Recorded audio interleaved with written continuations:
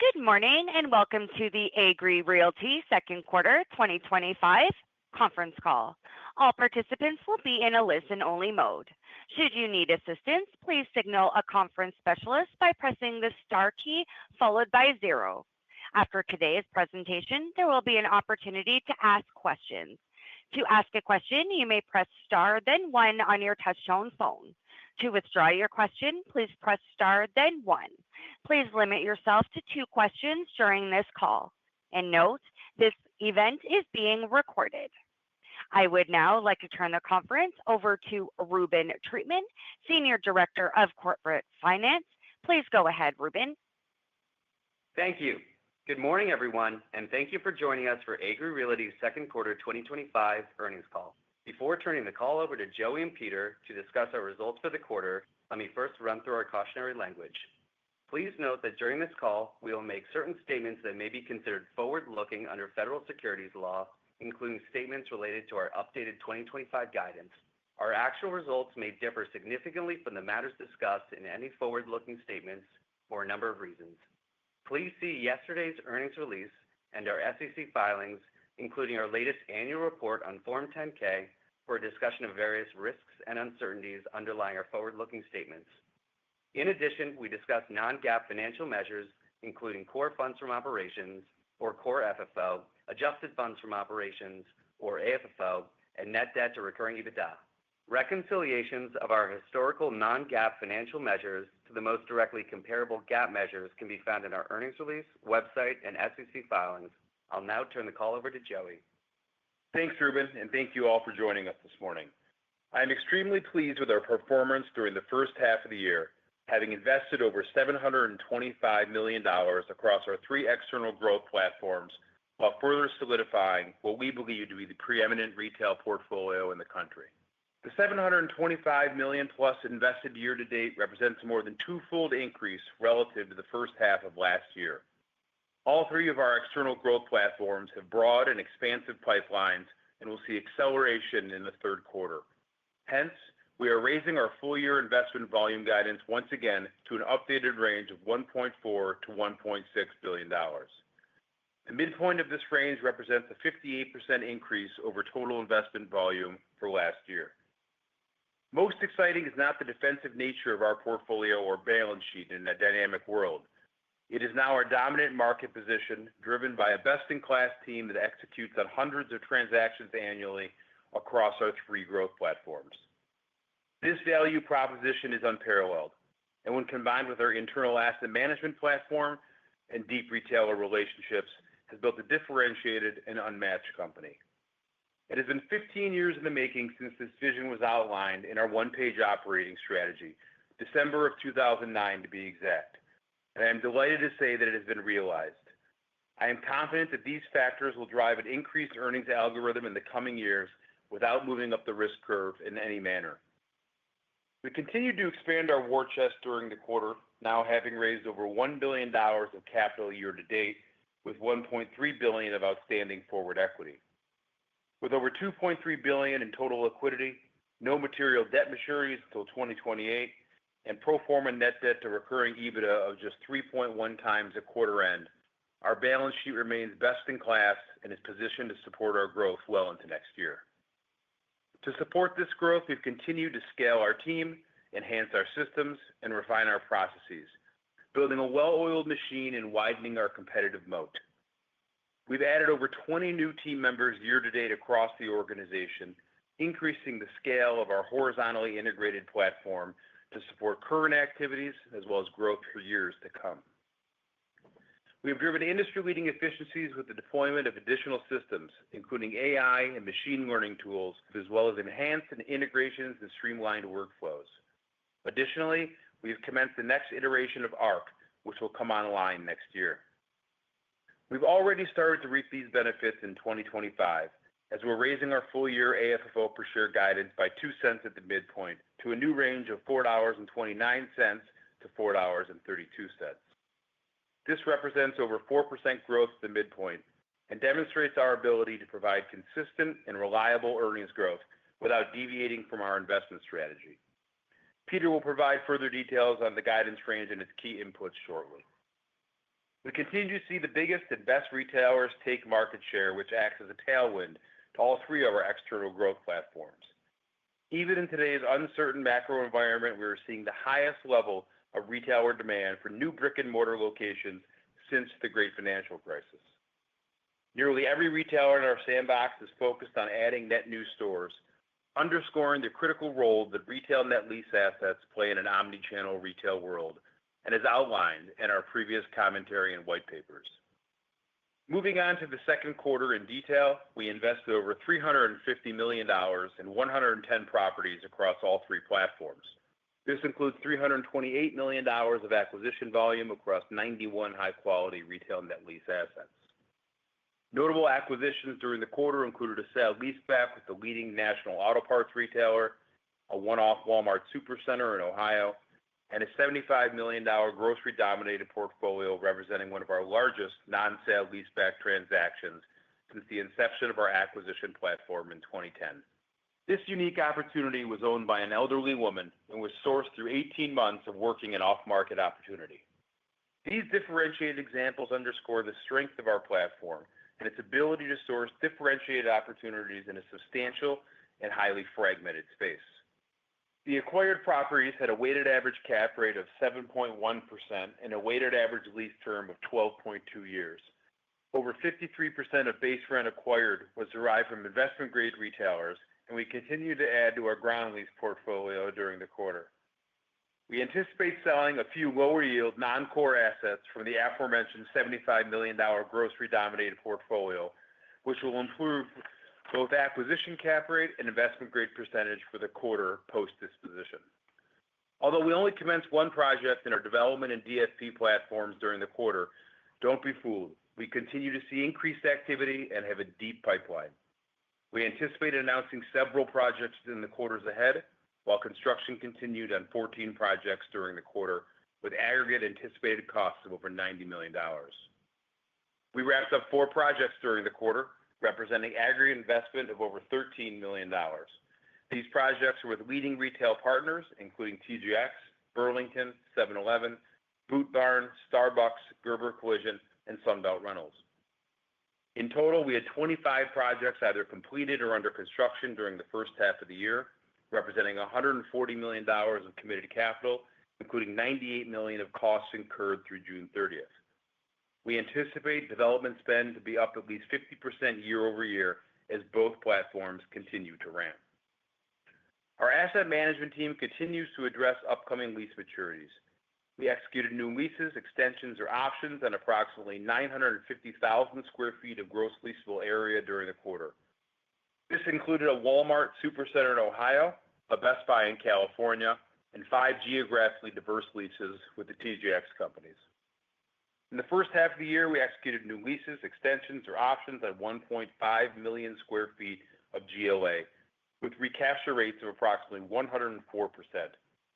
Notable examples in recent quarters include the releasing of our former Big Lots in Manassas, Virginia, and Cedar Park, Texas, with net effective recapture rates of almost 170 and 150% respectively, as well as the releasing of our former Party City in Port Arthur, Texas, with a net effective recapture rate of 115%, demonstrating our emphasis on fungible boxes in dominant retail corridors. At quarter end, our best-in-class portfolio surpassed 2,500 properties spanning all 50 states. The portfolio includes 232 ground leases, comprising over 10% of annualized base rents. Our investment-grade exposure stood at 68%, and occupancy rebound post the re-tenanting of the former Big Lots by 40 basis points to 99.6%. Dispositions remain limited.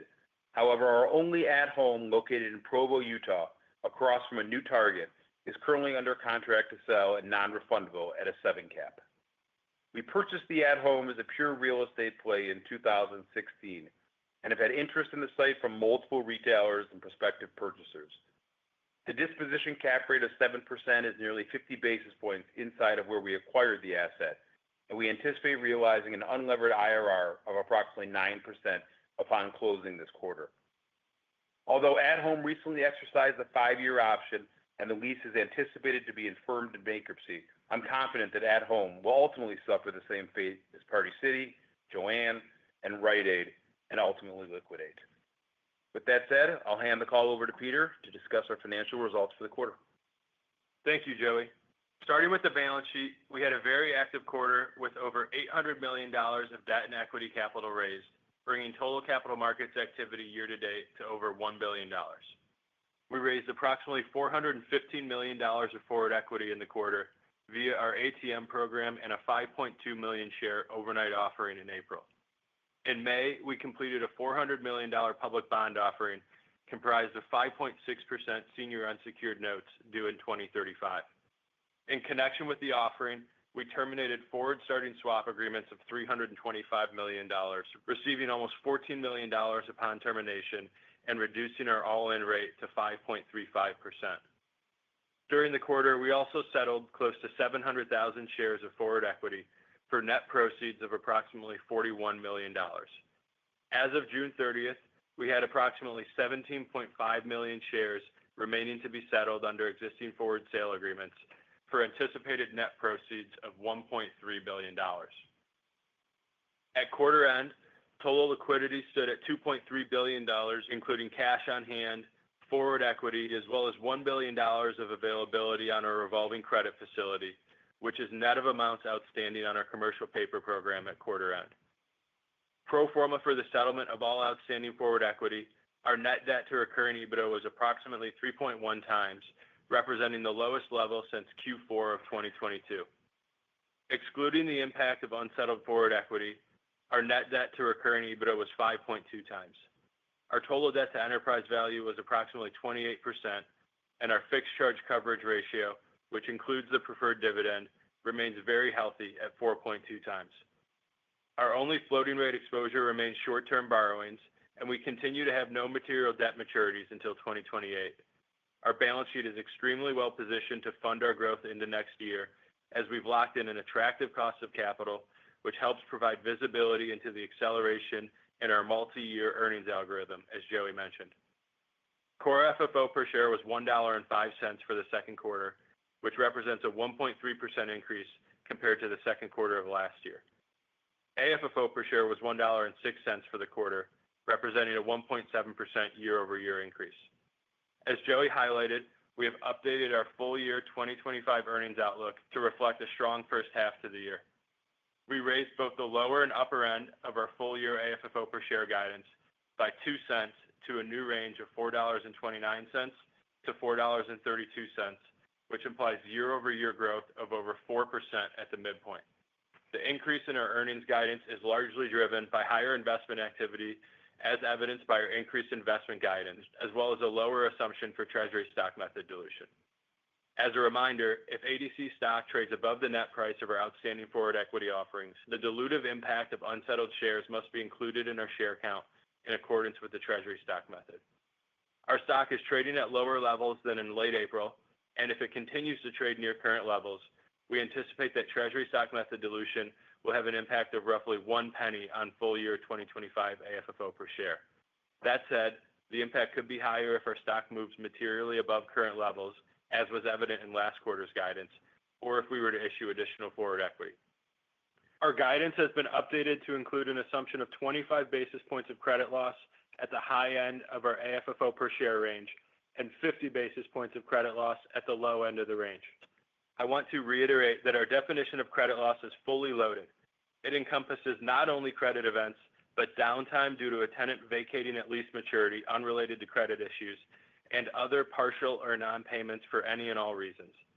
It also includes any operating and tax expense that ADC is responsible for paying while a space is vacant, in addition to lost rental revenue.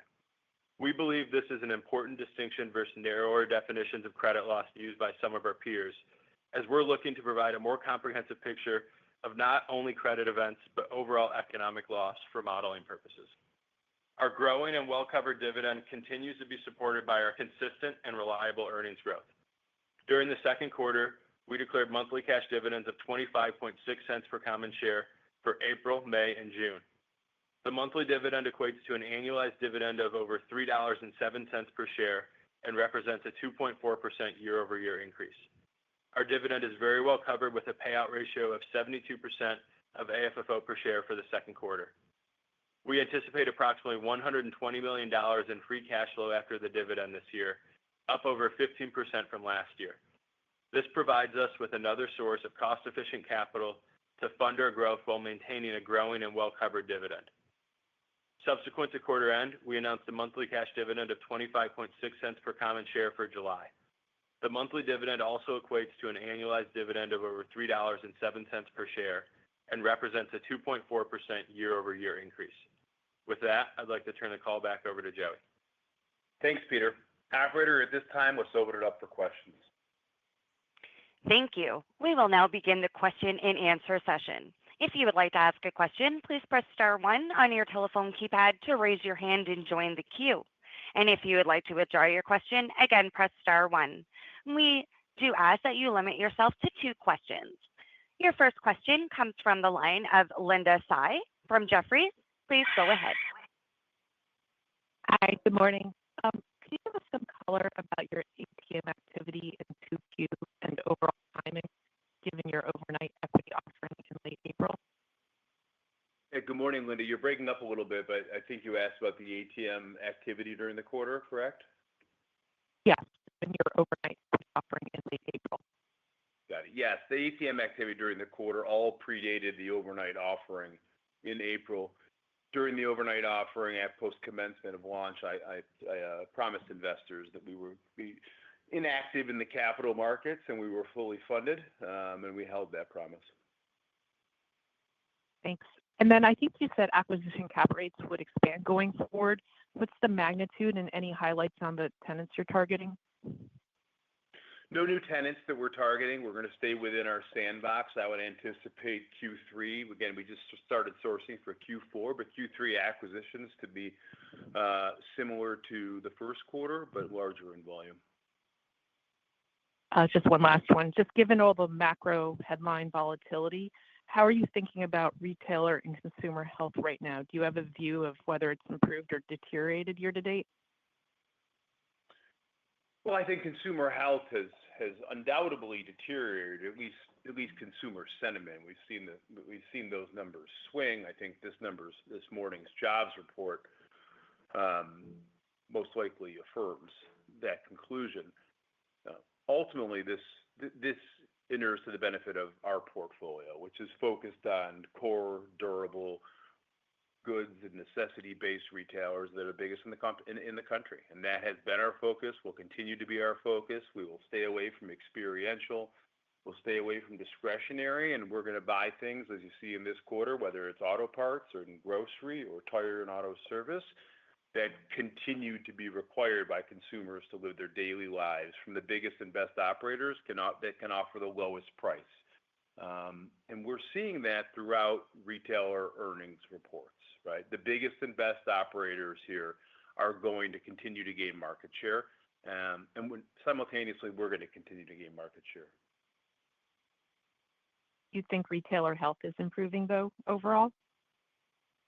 We'll see how retailer health is. I think you're going to see small retailer. I think the big, beautiful bill and what we're seeing going on in Washington ultimately is going to impact, and tariffs are ultimately going to impact the smaller retailers. Smaller retailers that have to deal with tariff pass-throughs here, right, on goods that they're selling or components of the goods that are selling are going to have to either take margin or pass on and price themselves out. And so at the end of the day, the bigger retailers with the larger balance sheets, not dissimilar from a recessionary type environment, not predicting a recession, but not dissimilar, the bigger retailers with the bigger balance sheets are going to be able to have choices and alternatives, but in terms of passing through incremental costs and inflationary costs to consumers due to tariffs, or to eat margin or better negotiating leverage with their ultimate suppliers. And that's a fact. This bill and the tariffs hurt Main Street, right? They help large retailers such as Walmart and Kroger and the biggest and best operators in the country. Appreciate the color. Thank you, Joey. Thanks, Linda. Your next question comes from the line of Ki Bin Kim with Truist Securities. Please go ahead. Thank you. Good morning. So looking out at the investment landscape, Joey, Can you just talk about some of the opportunities that you see, maybe in particular the DFT business for developments, and maybe you can just touch on, volume, quality, and pricing, things like that. Thank you. So the opportunities, as I mentioned in the prepared remarks, this is the most excited that I've personally been since COVID. It's the culmination of 15 years of a vision. And then in the net lease space, everyone loves to focus only on acquisition volumes. Our acquisition volume will be strong. Our third quarter pipeline is very significant. But in terms of development and our DFP business, we're going to break ground on a minimum of $100 million in projects before year end. It's over 10 projects. It's geographically diversified with some of the country's largest retailers. Coming behind that is a significant shadow pipeline. And I'll say this was the vision that we laid out 15 years ago prior to the inception of the acquisition platform when we were still a micro cap. And it was to be a real estate company in the net lease space and not what everyone in the space refers to as a simple spread investor. Anybody can do that to different degrees of success, ultimately. Frankly, I'm not interested in being part of that crew. I grew up on a real estate site. This company is a real estate company. And what you're going to see is all three external growth platforms pipeline scale, the results of those pipelines being scaled, and the culmination of that vision to be a full-service real estate company, the biggest retailers in the country. And can you remind us what is the type of margin or spread that you're earning on the development versus a equivalent acquisition yield? Sure, all subject to duration and scope of the project. And so we benchmark those yields against where we can buy a like-kind asset at pricing today, not where comps are, but where we could purchase it. If we're going to take an existing building and retrofit it for a tenant, and they're going to commence paying rent in 120 days from rent commencement, that could be 50 basis points wide of where we'll acquire such an asset. If it's an 18-month entitlement process and there's significant obstacles and hurdles that we're going to overcome for true organic development, that can be as wide as 150 basis points. So again, duration and scope, internal allocation of time and overhead are critical there. So we're doing all different types of projects. You will see in the second half of this year, ground up projects, retrofit projects. Many of them are $10 million plus, and we are very close to commencement or have commenced post June 30th. Okay, thank you. Thanks, Keeban. Your next question comes from the line of Smedes Rose with Citi. Please go ahead. Hi, thanks. On the development platform, I wanted to ask you kind of what do you think is kind of or is there sort of an upper limit of where the investment there could go? And I guess just bigger picture, I think one of the reasons you traded at a pretty premium multiple is the sense that you can grow AFFO by at least kind of 4% plus a year. And, that's driven by external acquisition opportunities and your spread to the cost of capital. And I'm just wondering, are you sort of suggesting that, you'll be shifting more into this development platform over time because you think the spreads are better and you can grow AFFO, faster that way? Or is it just a growing kind of platform concurrent with your, call it $1.5 billion of acquisition activity? Does that make sense? Question. I'm just trying to figure out many parts. Let's break it down. First, these are not capital allocations. We have a war chest of a balance sheet with $2.3 billion in liquidity and $1.3 billion of forward equity that we built for a reason. Now, we will do every deal that hurdles across our investment guidance and internal underwriting standards across all three platforms. So again, our Q3 acquisition pipeline, we just started building Q4, is quite significant. There's no material sale leasebacks in there a regular way. Q4, we'll see, right? But it grows every day now. We're off to a good start since Monday. Ultimately, we achieve better returns and yields through development and our DFP program, but that will not dissuade us or not deter us from investing in acquisitions. So that is not a capital allocation decision. These are the same tenants that we are targeting and working with, our retail partners in the same sandbox. If you look at our earnings algorithm, which I mentioned in the prepared remarks, and you look at our 5-year historical AFFO growth trend, I think that's a good place to start. I'm not sure that all investors realize we're coming off a 2024 investment volume, which was the lowest level since 2019, just over $900 million, due to the nature of the capital markets and our stock being in the 50s for approximately, I can't recall, the first 6 months of last year. That obviously that earns through to the following year. This year's earnings, we're at a midpoint of now of over 4%. We made a conscious decision last year to remain disciplined. We started with effectively the do nothing scenario. If people recall, we weren't going to invest inside of 75 basis point margins. We weren't going to go up the risk curve and invest in real estate or credits that didn't meet our historic underwriting standards. And then additionally, this year, we had to restart with the Big Lots vacancies after the first exit from Chapter 11 failed with Nexus One purchasing the company. So we paused those leasing efforts in anticipation of all of the Big Lots being affirmed. That deal fell apart the week it was supposed to close.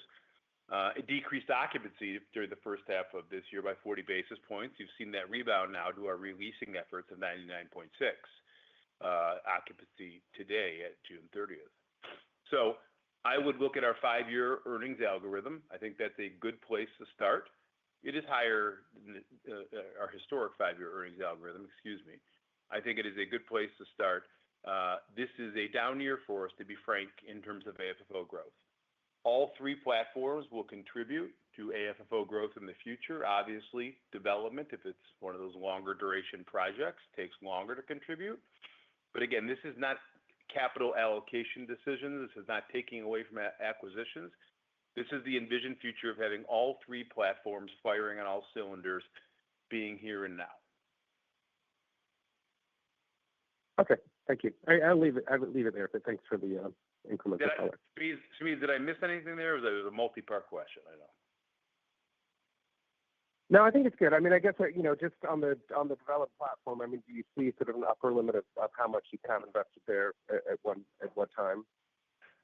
I do now. $1 billion, $500 million. What we foreshadowed and set out about 6 months ago was our intermediate. We called it a 3-year goal of putting $250 million in the ground per year. We have obviously made significant strides towards that goal. I will tell you, our shadow pipeline, we are working with new retailers that could come to fruition and have geographic territories assigned to us that could come to fruition. So I can't tell you about an upper limit. Every time I give a number of the size of the company or what we're able to achieve, frankly, we achieve it. So I don't want to put that out there. My goal when we launched the acquisition platform was to be a $1 billion diversified net lease company. So I don't want to put that number out there. I think we've made considerable investments, and I'm open to making more investments in people and processes and systems to continue to expand that. And again, I want to remind everybody, this is not speculative development, right? We are not speculating on land. We're not speculating on vacant space. These are turnkey or ground lease projects that have guaranteed maximum price bids prior to us closing and returns that are effectively fixed. That is our business. It is non-speculative in nature, and it is a margin of cushion above where we can acquire a like-kind asset. Very good. Your next question comes from the line of Michael Goldsmith with UBS. Please go ahead. Good morning. Thanks a lot for taking my question. Just to follow up on the development in the DFP as it relates to the earnings algorithm, is the point that when you add in the development and DFP to kind of regular way acquisitions, it provides more consistency both from a magnitude perspective and then also from a stability of that earnings algorithm? I'm trying to understand the point with the diversification of the different of the 3-pronged approach here. I would think of it quite simply. We have one business that everyone focuses on, net lease, one line of business, external growth, acquisitions. And that's what everyone wants to focus on in net lease acquisition volume. Our acquisition volume will be very strong. At the same time, we have been working for years now to build and scale development and then our development funding platform. These are just additives. That's all they are. They are additive, both qualitative, and quantitative. And they ultimately build out a holistic relationship with retailers that we are a critical real estate partner, that we are working along multiple different fronts with them, and we are a differentiated real estate company. That has never been done in the net lease space. Again, the quote-unquote spread investors, anyone can do it. We have no interest in being part of that. Our goal when we created our one-page operating strategy in 2009, over 15 years ago, was to be a differentiated real estate company in the net lease space. I am more than proud to say that this team has now achieved that goal. We are going to see in the coming months the fruition of the results of all those efforts. Thanks for that. And just as a follow-up, you've talked a lot in the past about the importance of scale in grocery. Last quarter, you did a sale leaseback of an Acme backed by Albertsons, and now you're taking on more Albertsons with this portfolio deal. So does that kind of does that reflect like a view that Albertsons kind of fits into that the scale that you're looking for and the stability within grocery that you're interested in? Thanks. Just one correction. This was our first material. We did not do a sale leaseback. We've never done a sale leaseback with Albertsons. This was our first with one Albertsons, I believe, in the portfolio prior. This was our first transaction on Albertsons leases. It was from a third-party elderly woman in her 80s out of California whose family was historically in multifamily development and then 1031 into a net lease assets. The $75 million diversified portfolio had, I believe it was 5 Albertsons, Peter? Correct. 5 Albertsons in it. It is aligned with our thesis of investing in the biggest and best grocers in the country. Albertsons is still sub 1% of total rents here, total ABR. Obviously, Albertsons is a double B plus company, the third largest grocer in the country with approximately almost 2,300 stores. As an aside, our peers are investing in small regional and local operators and quoting $1 billion in revenue for a grocer in a 2% business, which has obviously challenges right now because of just consumer sentiment like we've talked about. We're going in the opposite direction once again. We are building what we think is the best grocery portfolio in the country. Albertsons is a minority piece of that. The stores we acquired had average sales of $740 approximately per square foot. Rent to sales below 2%. They are very strong performers. Weighted average lease term of approximately 14 years, and they're paying below $14 per square foot on average. Geographically diversified: Texas, Illinois, and Colorado. This is wholly consistent with our white paper on grocery that we're going to invest in the country's largest grocers, again, in a 2% business. That's a 2% margin business. Have the scale and the balance sheet to win on price. Otherwise, we think there's going to be significant fallout in the grocery space from those local operators with only $1 billion in revenue. And look through the math. $1 billion in revenue at a 2% business is $20 million in EBITDA. Start doing sale leasebacks, and guess what? Your lease-adjusted leverage and your cash flow starts to deteriorate pretty quickly. And then I mentioned in the prepared remark this number. The depression of IG and then investment grade during the quarter and yield in the quarter due to the sourcing of this off-market portfolio will ultimately be enhanced through the sale of the Dutch Brothers coffee shops at 5 caps that we'll dispose of that were included in the portfolio, the corporate Jiffy Lubes that were included in the portfolio that are non-core and 1031-like assets that we will dispose, and ultimately our returns for the quarter and investment grade will be more aligned with historic standards. Thanks for that. Good luck in the back half. Appreciate it. Thank you. Your next question comes from the line of Jana Gallen with Bank of America. Please go ahead. Thank you. Good morning. Maybe a question for Peter. On the bad debt and the guidance of 25 to 50 basis points, is there anything identified, or does that just give you some room on the potential that the 0.4 of expirations doesn't renew? Thanks for the question, Yana. I'd say through the first half of the year, the credit loss, and again, in my prepared remarks, I mentioned that this is a fully loaded credit loss for us, inclusive of not just credit events and lost rental revenue, but any other OpEx or expenses that we're responsible for during the downtime of an asset that's vacant for any reason related to credit or otherwise.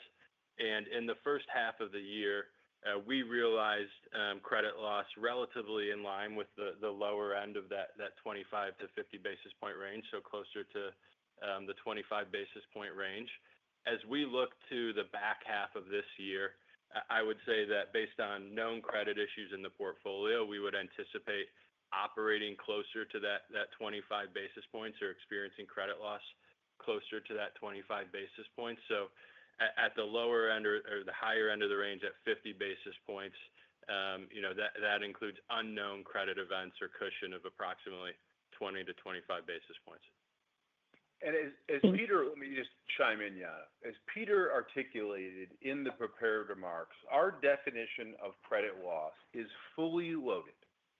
So credit loss is any and all events where a tenant does not pay rent, plus all of the nets being reimbursed, expense coming out from Agree Realty, right? And then maintaining the building itself during that period of vacancy. So when a building is vacant, you have to temper it, heat and cool it. We don't want mold. We don't want frozen pipes. You got to arm it. You have fire suppression. You have maintenance of that building in order to release it. So it is fully loaded. And so once again, net lease companies have been very creative in their definition of credit loss. Now, credit loss is due specifically to a credit event, and then it's pro forma for the lease up with the footnote 1 and footnote 2. We are not going to go down that road. We are going to give, as Peter said, the true economic impact, 25 basis points, to our total revenues for the year. And that is outflows as well as the lack of inflows. This is real estate economic underwriting. This is not putting things in a position for investors to have to parse through words and guess in fancy decks. Thank you. Your next question comes from the line of John Kilchowski with Wells Fargo. Please go ahead. Hi, this is Cheryl on for John. Thank you for taking my question.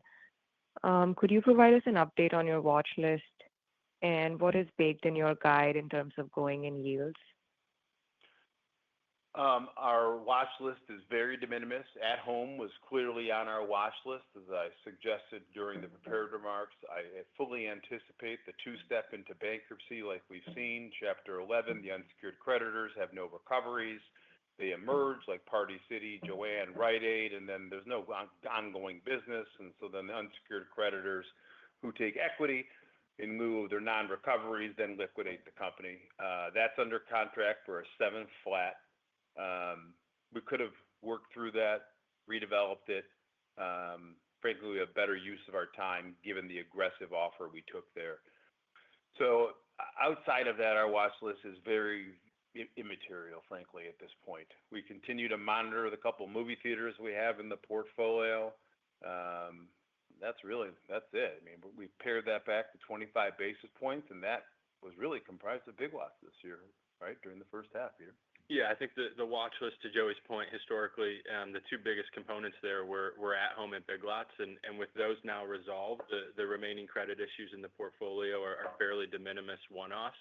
And there's nothing on the horizon of any material size that we see as imminent, and the portfolio continues to perform very well.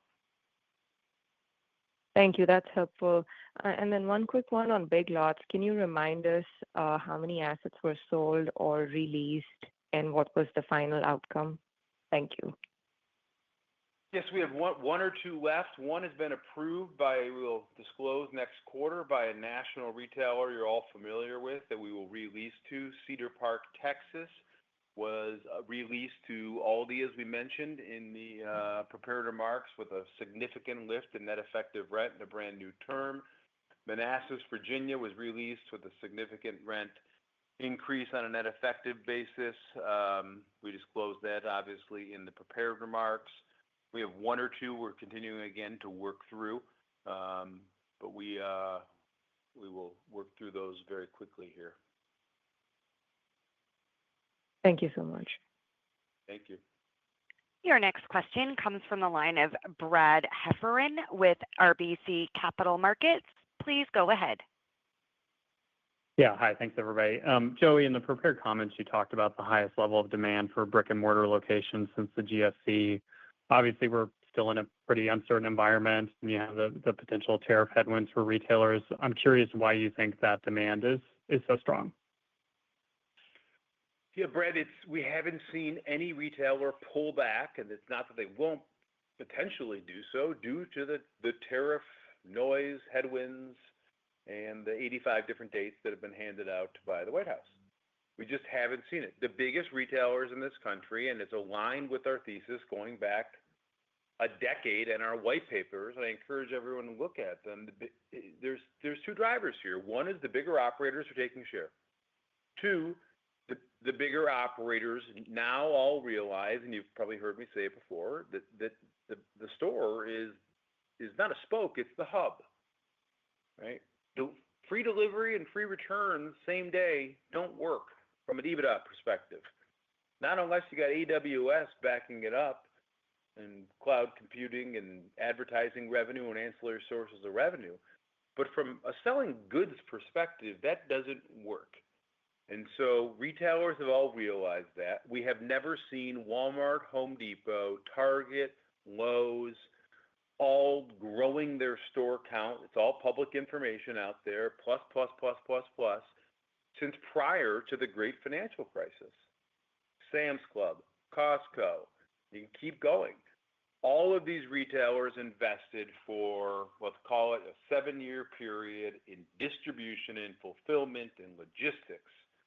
And then they realized these investments are great. They make us more efficient, but guess what? We still lose money. We need the customer to get their butt in the car and try to get them to pick up those goods from the store rather than delivering them to their house for free because they're accustomed to it now. And if we can get them to the store to pick up those goods or return those goods, which is an absolute disaster, right? I mean, those get palleted and sold by the pound, returned goods. We've actually done it as an exercise here from Amazon. Those return goods, return them in store and maybe repurchase something else. So we've had a number of retailers speak to the team here. We have more retailers, national retailers, heads of real estate departments coming in and speaking to the team here that we're partners with and articulating how those impacts on the business. The other piece to it is specifically in some sectors, let's use auto parts. Auto parts, we have seen the rise of the hub store. We have a white paper on this, I believe, as well, Peter, right? Yeah. Correct. The rise of the hub store. The rise of the hub store is to fulfill commercial tire and auto service, collisions, and dealerships' demand for a part within 30 minutes. That is impossible from a central distribution facility. So auto parts retailers realize that the standard stores of 7,000 feet can't carry enough SKUs.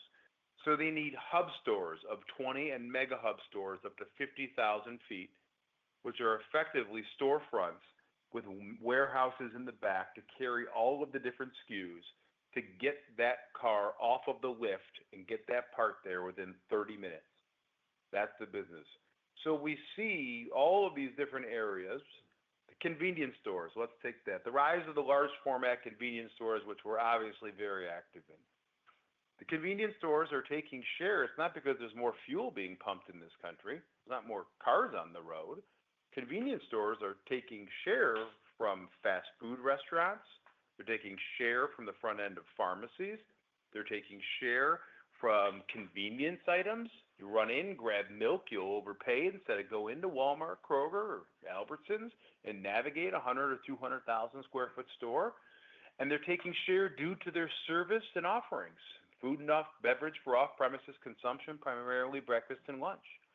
And so there's different drivers here, but it's about convenience, time, and EBITDA at the end of the day. Okay. Thank you for the detail there. Maybe one for Peter on the guidance. The implication is a decent-sized ramp in AFFO per share in the second half of the year. Is there anything lumpy on the expense side that maybe is driving some of that, or is that purely just the ramp in acquisition volumes?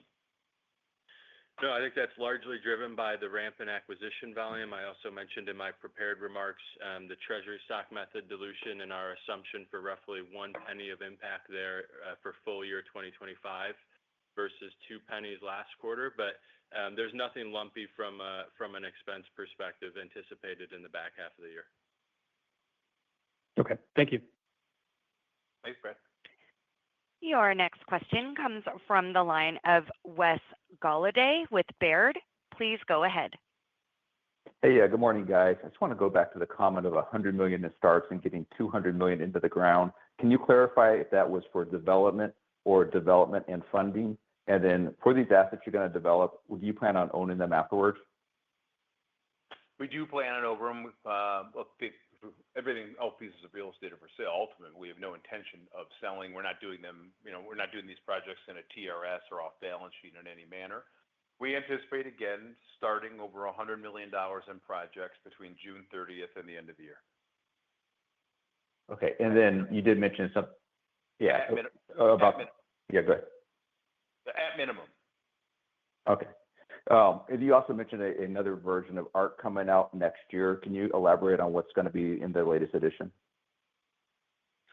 Yeah, Peter understands technology way more than I do. I drew it on a piece of paper originally, and Peter's handled it from there. But I will mention we have now fully built out our IT team here, and we're thrilled with that team and the partners we're working with. But Peter, you're way smarter here than I am. Sure. Specific to ARC, I think the primary goal of that project is to build ARC on effectively a new backbone or system that will allow for more self-service and more dynamic reporting that can be used across the organization, and will drive efficiencies in that we can manipulate the data more and drive to the decisions that we're trying to make across the organization. I think in addition to ARC, Joey mentioned some of the industry-leading efficiencies that we've gained through the implementation of AI. We implemented AI for lease abstraction about 3 years ago now, and we've been using that tool to abstract hundreds of leases that we onboard each year with a high degree of accuracy.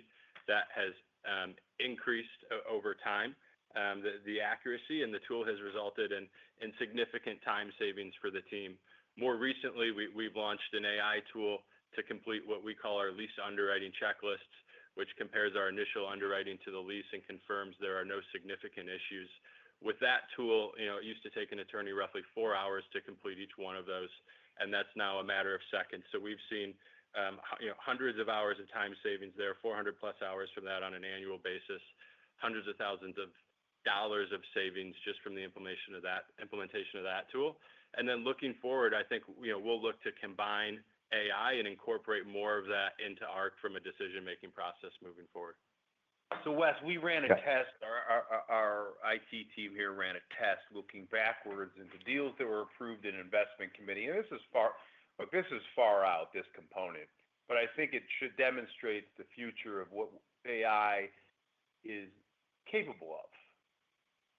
Our team ran a test of deals that were brought into investment committee and what they would be approved with the percentage of approval using AI.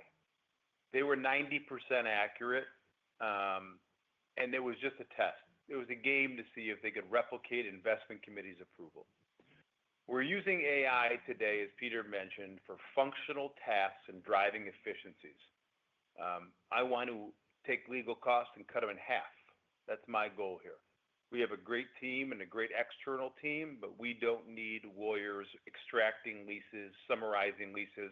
We can now do them in 15 seconds using artificial intelligence that is generative AI learning. And so the new ARC, which will be unveiled next year, 3.0, and I look forward to unveiling it, will enable our full data warehouse and multiple tools to be layered on in the future. All right. Thanks a lot for that. Thanks, Wes. Your next question comes from the line of Rich Hightower with Barclays. Please go ahead. Hey, good morning, guys. Thanks for taking the question here. Maybe just to shift gears a little bit on the asset management side of things. I guess traditionally speaking, one of the trade-offs with, very high credit quality in the tenant and low escalators would be, well, one would be low escalators and two would be relatively short WALT. And so just as you're, renewing leases and just tell us about any changing parts of the lease structure that might be interesting, especially given just the shortage of good retail space in this country at this point. Well, the shortage of space due to construction costs in this country, we see, and I think the shopping center reporters have demonstrated this, and we've demonstrated it with our leasing efforts, is the second generation space that is A/B space is in high demand. That said, C space, functional obsolescence is a challenge. Single purpose boxes will always be challenges. Now, I'll take issue with the first statement.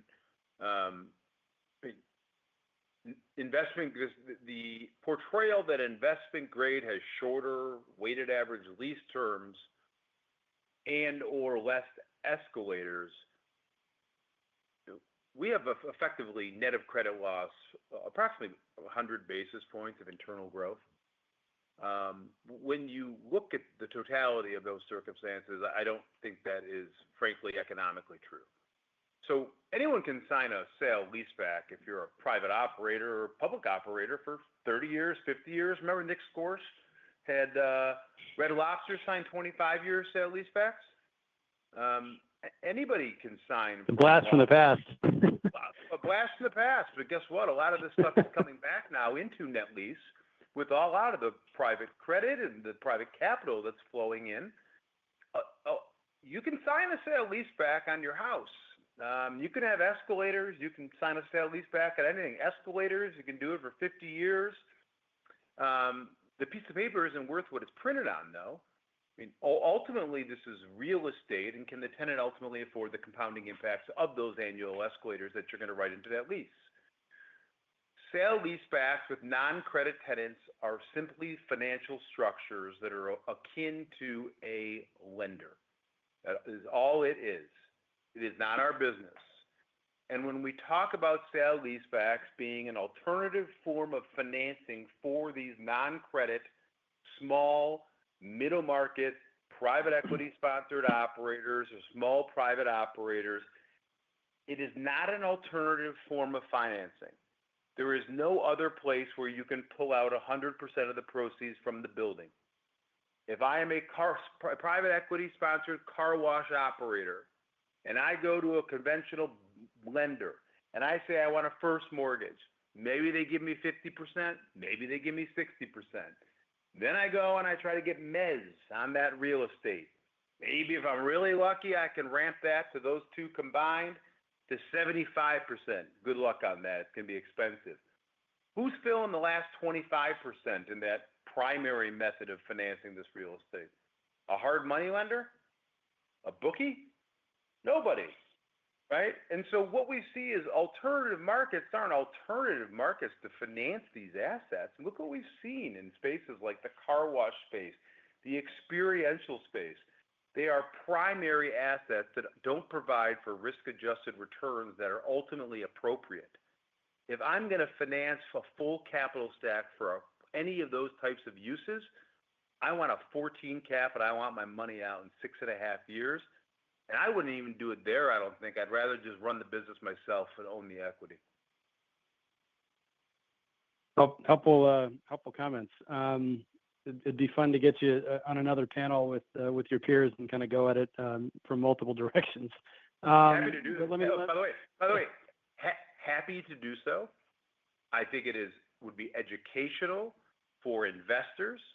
I think comparing and contrasting rather than isolation in earnings calls and in meetings debating these things is healthy for investors. The siloed nature of what has transpired in our subsector, as well as REITdom generally, does not give investors a full picture of and transparency. You combine that with reporting, as I mentioned prior, that has all types of discrepancies and footnotes and pro formas. This is a simple business.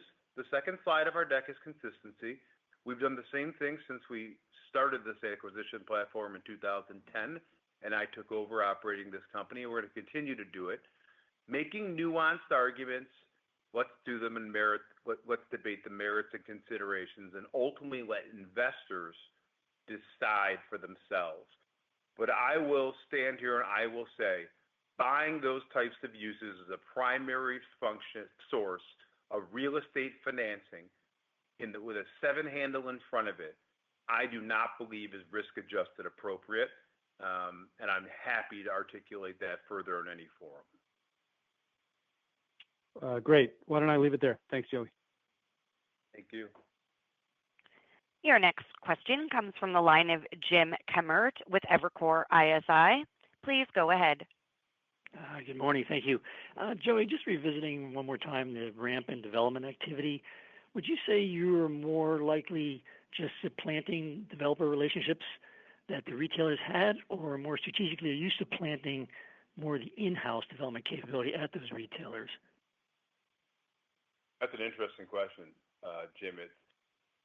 We are definitely supplanting developers that can no longer perform due to capital constraints and volatility. There are also new relationships that we've formed.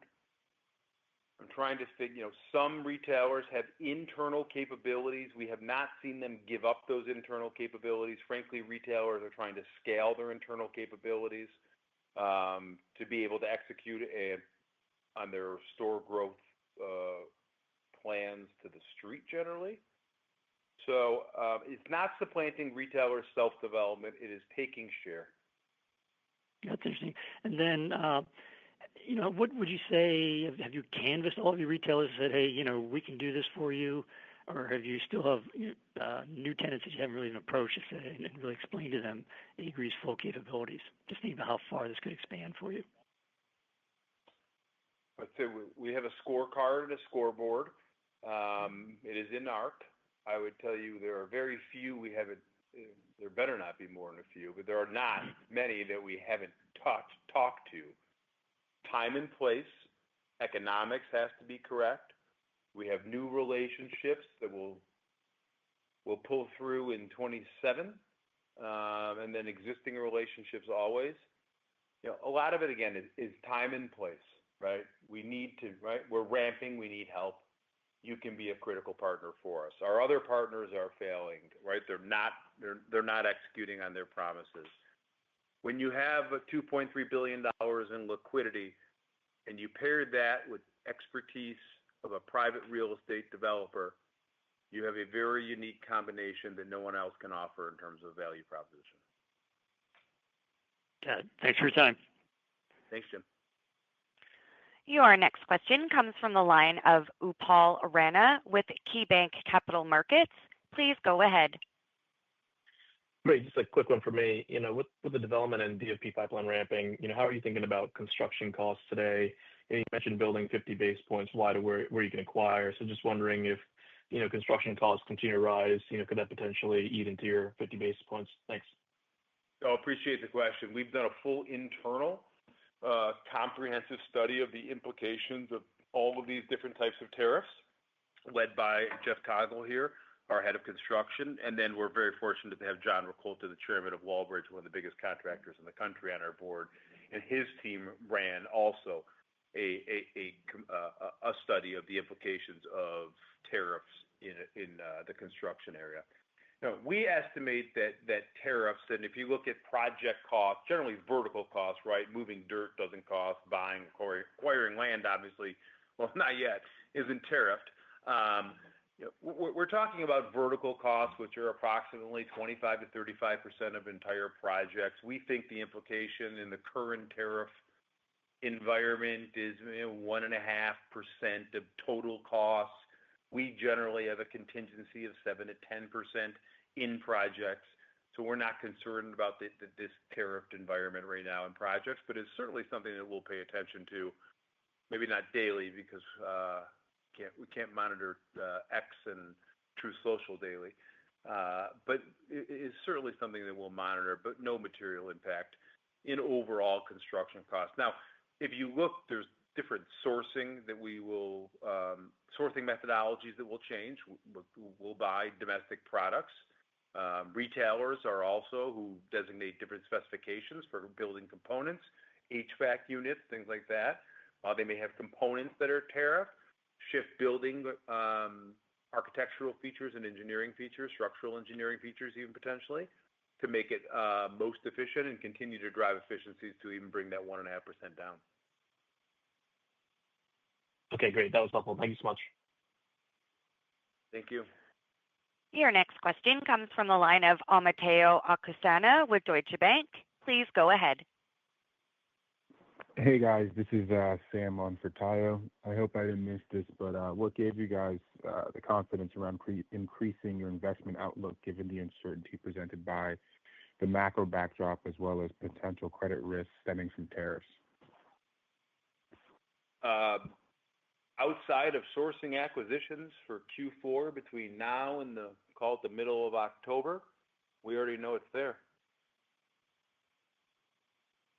Got it. All right. That's all I have on my end. I appreciate the time.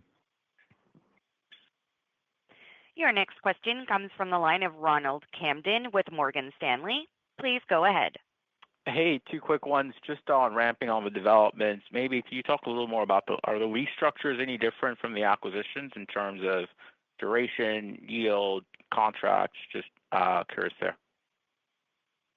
Yeah, Ron, generally, obviously, they're new leases. So these are 10, 15, 20-year leases, generally, the fresh base terms that are starting.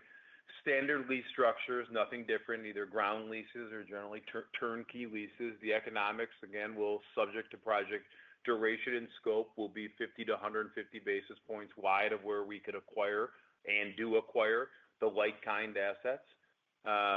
Really no different there except the methodology of sourcing, obviously, and then the duration and the return requirements internally here. Great. And then my second one, Genuine Parts Company added to the top tenant list. Just any color there on maybe the opportunity with them to continue to grow? And thanks. Look, that's Napa. Obviously, it's an investment-grade auto parts retailer. They have made it to the top tenant list. No, we're very fond of auto parts, as we discussed and wrote in the white paper. Fungible boxes, great business, cars, and every day setting a new record on the road. I'm not sure if anyone can be able to afford a car after all these tariffs actually hit. We continue to like the space. We like Napa, but no plans to material increase exposure from here. Thanks so much. Thanks, Ron. And that concludes our question and answer session. And I will now turn the conference back over to Joey for closing comments. I appreciate everybody's time today. Thank you for joining us. We look forward to seeing you in the near future. And good luck to the rest of earnings season. Thank you. This concludes today's conference call. Thank you for your participation, and you may now disconnect.